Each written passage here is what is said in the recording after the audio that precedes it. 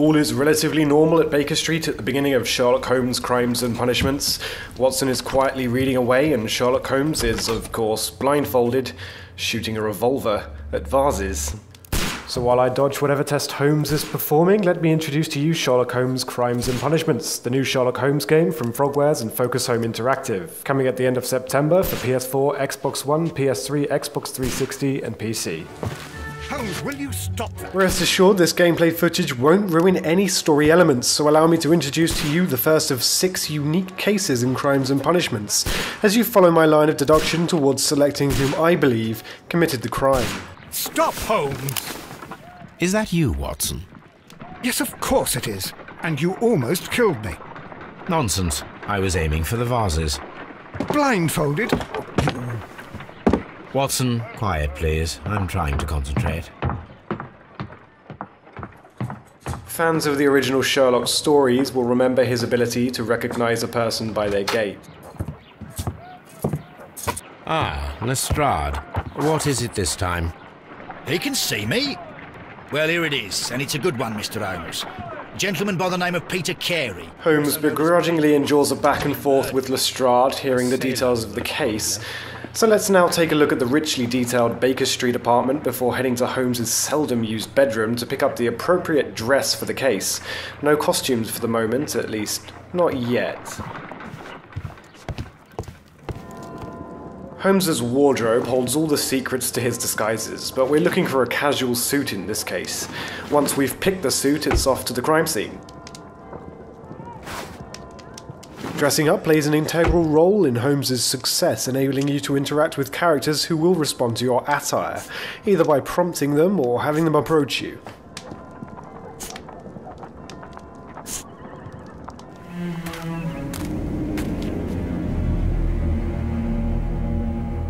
Mr. Holmes, I'm over here. Come on. Created with Unreal Engine 3, welcome to the particularly beautiful garden of Mrs. Carey, who, unlike the perp, just can't seem to pin her husband down.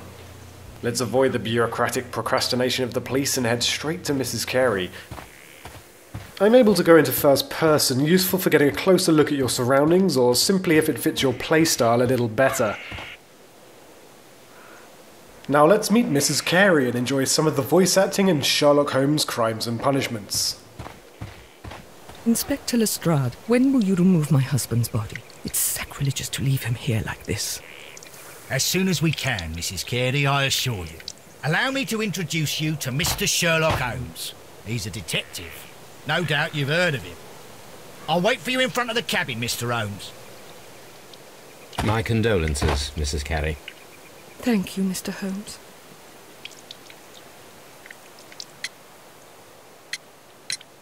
Madam, can you tell me if you saw or heard anything unusual upon the night of the murder? At 2 o'clock in the morning, I heard a terrible scream. But I thought nothing of it then. He would scream all the time when he was drunk.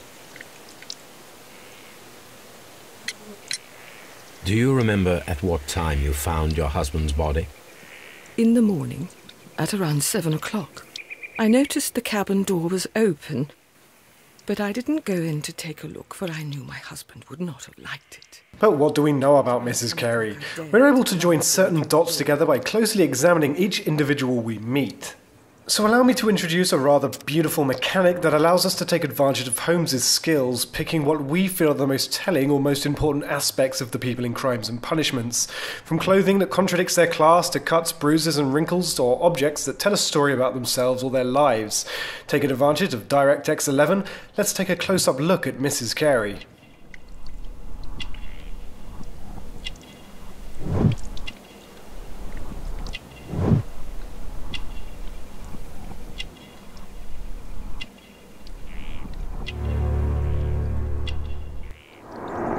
He was different, wasn't he, when you first met him upon your return from Plymouth?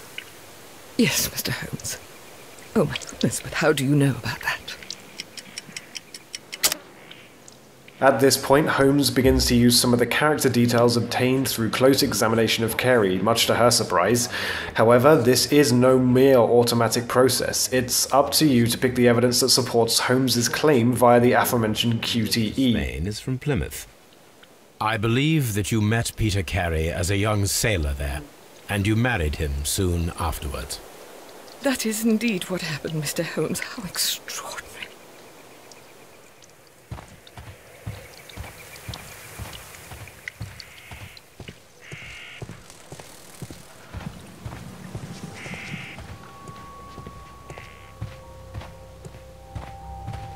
Peter Carey's body is inside the cabin. A little later on, we've head just outside the scene of the crime where we meet Lestrade, ready to enter the cabin. The door is locked. Wait just a moment, Mr. Holmes, and I'll open it. I locked it yesterday to ensure that no one should enter the cabin and tamper with the evidence. Ah, good thinking. Hello, hello, hello. What is it, Lestrade? It seems to me that someone has tried to force it, Mr. Holmes. Lestrade has discovered that somebody has tried to force the lock. We'll need to take a closer look. Pressing on the gamepad will illuminate the tiniest of details difficult to pick up on with the naked eye. Here, not only scratches, but fresh scratches, indicating that someone has tried to break in recently, perhaps to return to the scene of the crime, but perhaps not. You can switch in and out of this mode to your heart's content. I swear these scratches were not here yesterday. Our mysterious visitor came here last night. Well, he's not the man for the job. This lock is not a difficult one. Perhaps he did not have the right tool. With new evidence gained, let's head inside.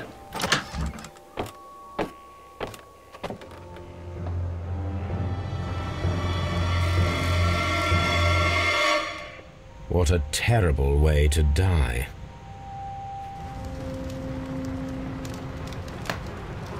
Peter Carey was impaled. Players will enjoy a richly detailed and dynamic look at the crime scenes in Crimes and Punishments, with razor-sharp textures on the consoles and PC. So let's take a look at the unfortunately hanging Peter Carey, and in great detail the objects around him. Yet he still looks quite strong.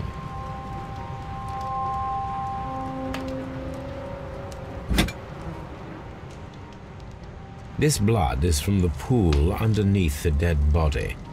Heading down, we see a knife covered in blood and a notebook. Let's see if there's any useful information on either. Defend himself with this knife, but he did not succeed.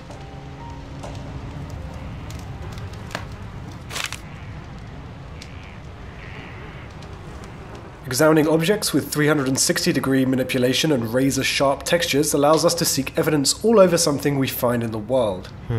The pattern of the blood stain indicates that the notebook was not lying on the floor prior to the crime, but it was dropped into the pool of blood after the death of Peter Carey. JHN are probably the initials of the owner of this notebook. Inside, a list of initials and numbers, but we've seen nothing so far that makes sense of this. But what? Once we're happy with our inspection of the body and everything immediately surrounding him, we need to take a good look at the cabin. Let's go into first person and get a brief overview of the types of things we'd like to look at and if there's anything immediately suspicious.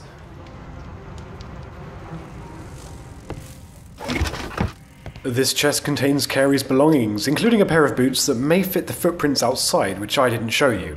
Give it a try yourselves. Interesting. Peter Carey's boots. They look to be a size 8.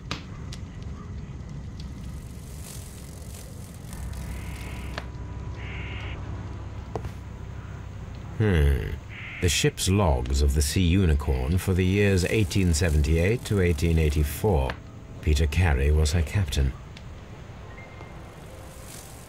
A rather empty-looking shelf with some whale's teeth perched to the left. Faintly, I can see there was a chest here from the cleaner area underneath where it would have sat.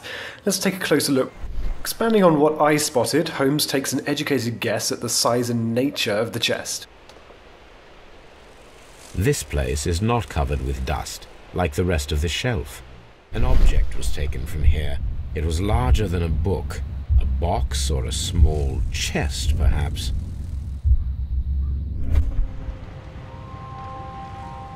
Someone drank from this glass recently. The initials PC have been crudely burned. A sailor's work. On the table, there's a pouch. Manipulating the object with the thumbsticks, I am able to look inside and see that it's clearly a tobacco pouch. Holmes recognizes the scent, but to gain a clear picture, I have to arrange these shapes to form an image as part of the picture Holmes associates with the aroma. I won't show you how to do this, you'll have to solve it yourselves.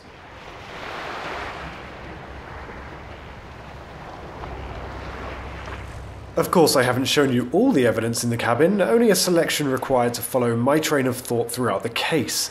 Armed with this new information, let's go and talk to Mrs. Carey again and update her on our investigation. The garden is very large and well maintained. Do you employ someone to look after it? It is true, there is a lot of work, but my husband took care of it himself. Let's not spoil all the dialogue, but it does seem as though another man has been here, perhaps to tend to the garden. I'm not sure. It might be, but he hadn't smoked in a very long time. Well, moving on, we can start to join the dots and associate clues and evidence. Welcome to the deduction space. This area contains all pertinent information, evidence and clues, and mental notes of Holmes' possible reasonings, ideas and conclusions. 2 clues equate to a deduction, and a deduction may lead to a task, allowing you to move on in the case. Our association has led to a task. We must ambush whomever was ill-equipped to break in and retrieve his notebook, assuming he will return tonight.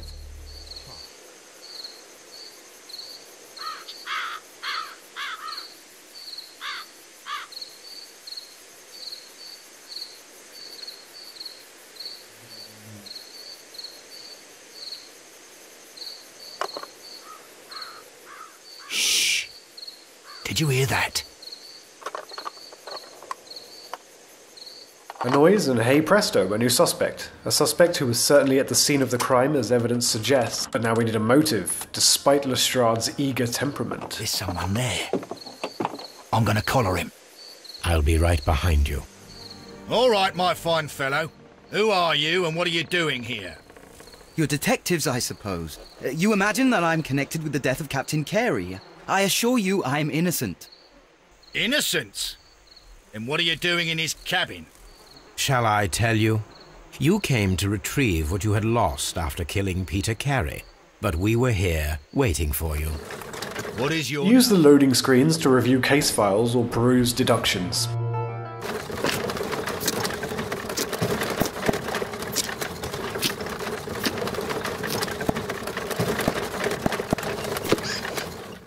We've reached Scotland Yard, the central hub for criminal evidence, interrogation, and, Holmes would argue, incompetence.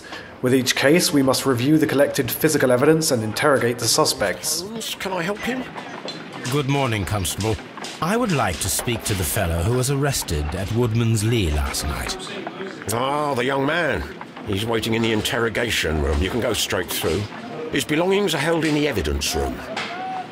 Thank you.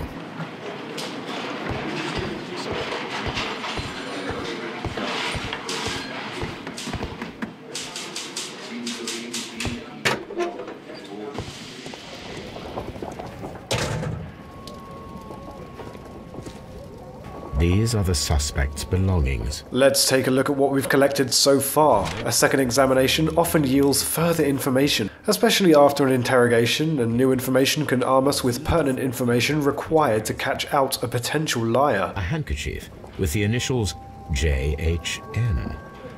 Along with what we've collected are the suspect's belongings, in this case a ring and handkerchief matching the initials of the notebook. From R. Dawson.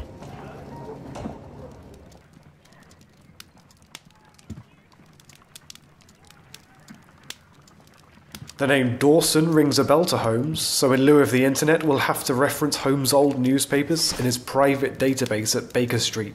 It would of course make sense to collect all available information before interrogating the suspect, but thanks to the strength of iron bars he isn't going anywhere, so feel free to visit each location in the game as thoroughly as you like. Here it is. With that done, it's time to interrogate our friend. Let's see if his side of the story matches with what we've concluded thus far. I have heard the story of Dawson and Nelligan, the West Country bankers. Yes, Joshua Nelligan was my father. I am aware that it had a bad ending. When the bank failed, it ruined half the families of Cornwall, whereupon Joshua Nelligan disappeared. To the right is listed all of the features you've to spot in order to complete a character portrait. If stuck, you can exit, hoping that what you've spotted so far will be enough, but the more information you collect, the more you have to confirm or contradict the suspect's story. Certainly, Nelligan's expensive jacket, sloppily patched together, and the cuts on his hands, including the gold ring, indicate that Nelligan is a worker who somehow seems to be in possession of a few items he could clearly not afford.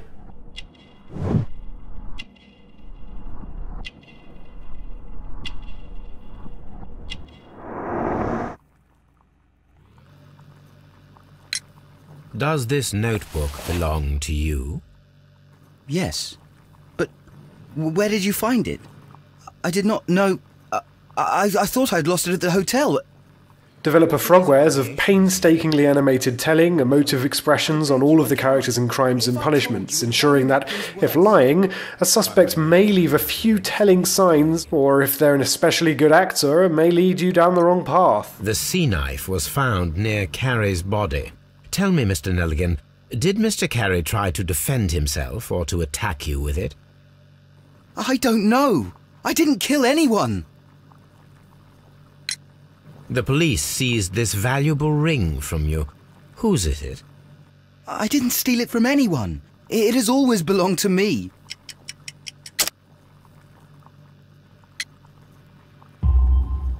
The ring's date of engraving is many years ago. You would have been a child then, hardly in any position to receive such an item from a partner. Stubbornly, Nelligan is still claiming the ring as his own, but many items Nelligan owns cannot be his own since he is too young and can't afford them, and the jacket is evidence of this.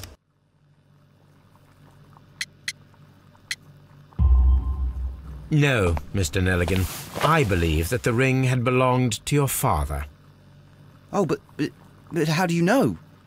The jacket you are wearing is made of an expensive fabric that only a man of exceptional wealth could afford. You do not seem to me to be a rich man, Mr. Nelligan. Furthermore, the garment is ill-fitting. It is quite clear that it belonged to someone else, most probably your father. With your father gone and taking with him the family's wealth, as a little boy you had to find yourself a manual job, and it was most probably cleaning fish. You cut your hands often while working. I can tell from the scars. I'm speechless, Mr. Holmes. It all happened exactly as you say. We conclude that Nelligan certainly did break in to retrieve his or his father's notebook, which may prove that Nelligan is the murderer. However, there is still one question that must be asked. Could Nelligan muster the strength to harpoon a man to a wall? This, with aid of Watson, requires an experiment. A spot of whaling, Watson? Would you care to take part? Are you serious? No, but we do need to clarify what happened on the night of Black Peter's murder. A reenactment, then? Is something bothering you? The sailor's knife, Watson. Why was it on the floor? Peter Carey attempted to defend himself?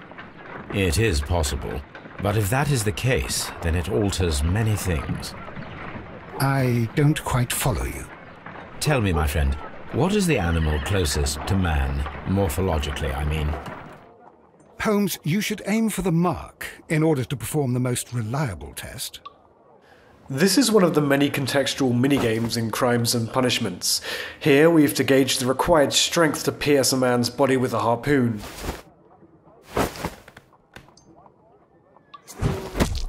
Holmes, you should try to aim better and throw as hard as you can.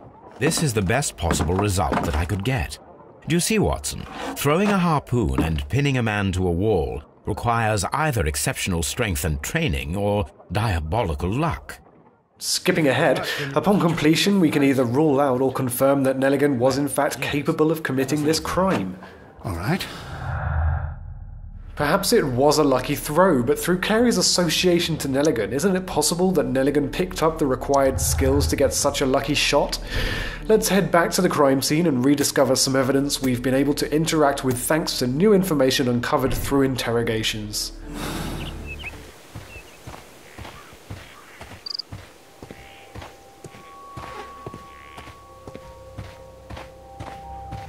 "1883. That's the one I need. This is the crew list of the Sea Unicorn. Log notes for June. Nothing unusual. Log notes for July. Nothing special. Log notes for August. These pages have been torn away. An incident happened in August, and the pages have been torn out. Perhaps something between Carey and Nelligan's father? Remember, there are more suspects to interrogate and more locations to visit in this case. There's more evidence and more to find. How about Hurtley, the gardener? Reaching your ultimate conclusion is a matter of choosing conclusions that best fit the assumptions you've made throughout examining all the details of the case. There are multiple suspects for every case, and you'll only be able to follow them to a conviction if you've found the evidence required to implicate them. Miss out on valuable evidence, and you may find it impossible to convict the right suspect. As the picture grows clearer, you will eventually be presented with an ultimate conclusion, a perpetrator who you must either absolve by showing some understanding as to the reasons behind his supposed actions, or condemn by handing him over to Lestrade. However, it is entirely possible to condemn or absolve the wrong person. You will only be able to convict or absolve one suspect per case. It isn't necessary to gather every clue in the game to progress, but different clues will lead to different conclusions, ultimately leading to a suspect. If you don't gather all the clues in a case, you won't be able to achieve the highest detective score, and Holmes will face certain consequences. Once you've decided who to convict, you'll be required to make a moral choice based on what you've learned about the case and character. Condemn or absolve. Turn the bond certificates, and you threatened to call the police. Peter Carey was drunk. He drew his knife. In panic, you took the harpoon and made your lucky throw in self-defense. Put that in your report, Lestrade.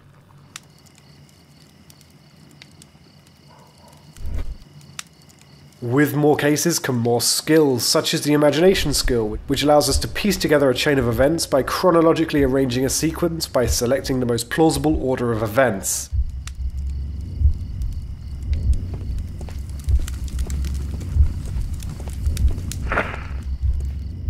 Judging the likelihood of the order is entirely up to you. Finally, we watch the sequence in full and Holmes gives his conclusion, the rewards of which can be reaped in the deduction space and used in interrogations. With 6 cases and appearances from some of the most memorable Sherlock Holmes characters, be sure to investigate Sherlock Holmes Crimes and Punishments when it releases at the end of September for PS4, Xbox One, PS3, Xbox 360 and PC. Thanks for watching. So Mr. Turner used a book to hide an object that he found on Kenneth Butler's body. The question is, what did he find?